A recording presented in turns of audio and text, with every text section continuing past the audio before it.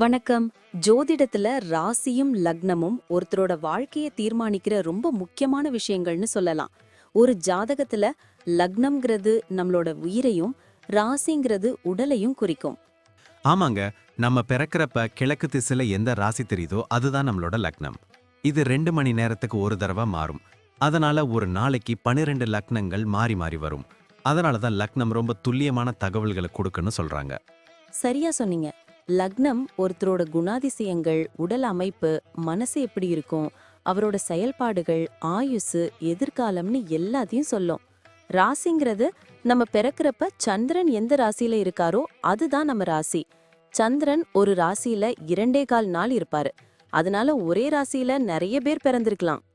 சந்திரன் மனசுக்கு அதிபதின்னு சொல்றதால ராசி நம்மளோட மனநிலை, எண்ணங்கள், உணர்வுகளை பத்தி சொல்லும். தினமும் பார்க்குற ராசி பலன் கூட இந்த சந்திர ராசியை வச்சு தான் சொல்லுவாங்க. ஜோதிட ரீதியா பார்த்தா லக்னம் தான் ஒருத்தரோட முழு வாழ்க்கையும் தீர்மானிக்கிற முக்கிய காரணி. ஆமாங்க.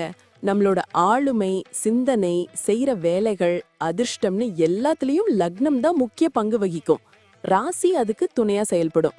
ஒருத்தருக்கு லக்னமும் ராசியும் ரெண்டும் நல்லா இருந்தா அவரோட வாழ்க்கை நல்ல முன்னேற்றமா இருக்கும். மேலும் லக்னம் மற்றும் ராசிக்கு அதிபதியான கிரகங்கள் ஜாதகத்துல எப்படி இருக்குங்கிறதையும் பார்க்கணும்.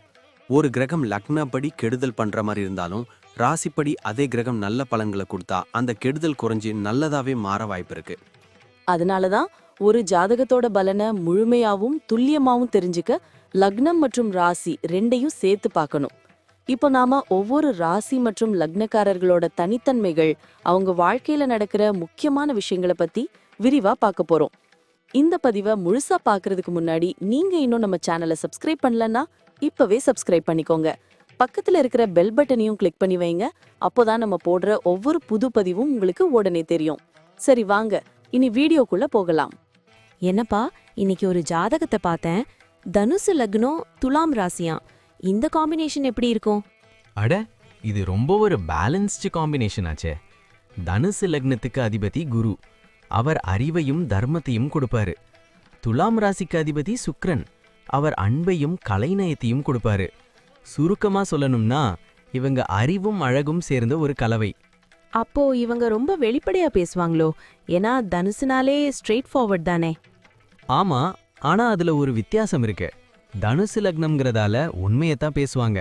ஆனா துலாம் ராசிங்கிறதால மத்தவங்க மனசு புண்படாத மாதிரி ரொம்ப நாகரிகமா நாசூக்கா பேசுவாங்க. இவங்களுக்கு இந்த வெட்டி பேச்சு, பொரணி பேசுறதெல்லாம் சுத்தமா பிடிக்காது. ஏதாவது அறிவுபூர்வமா விவாதம் பண்ணணும்னு நினைப்பாங்க. குடும்பத்துல இவங்க எப்படி கொஞ்சம் ஸ்ட்ரிக்டா இருப்பாங்களா? இவங்க குடும்பத்துல ஒரு நல்ல வழிகாட்டியாவும் அதே சமயம் ஒரு பெஸ்ட் ஃப்ரெண்டு மாதிரியும் இருப்பாங்க. தனுசு லக்னம்ங்கிறதால சில நேரத்துல இவங்க சொல்ற உண்மை கசக்கும். ஆனா அது மத்தவங்க நல்லதுக்குன்னு காலப்போக்குல புரிஞ்சுப்பாங்க. அம்மா அப்பா மேல ரொம்ப பாசம் வச்சிருப்பாங்க.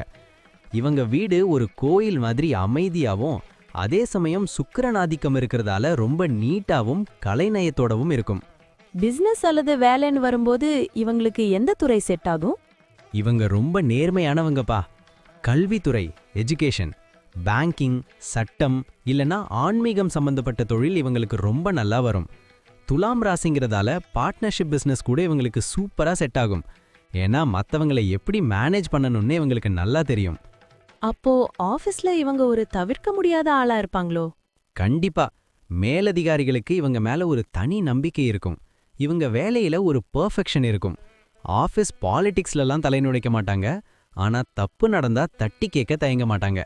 இவங்களோட அந்த நிர்வாக திறமை மத்தவங்களுக்கு ஒரு பாடம் மாதிரி இருக்கும். பொருளாதார ரீதியா இவங்க யோகம் எப்படி?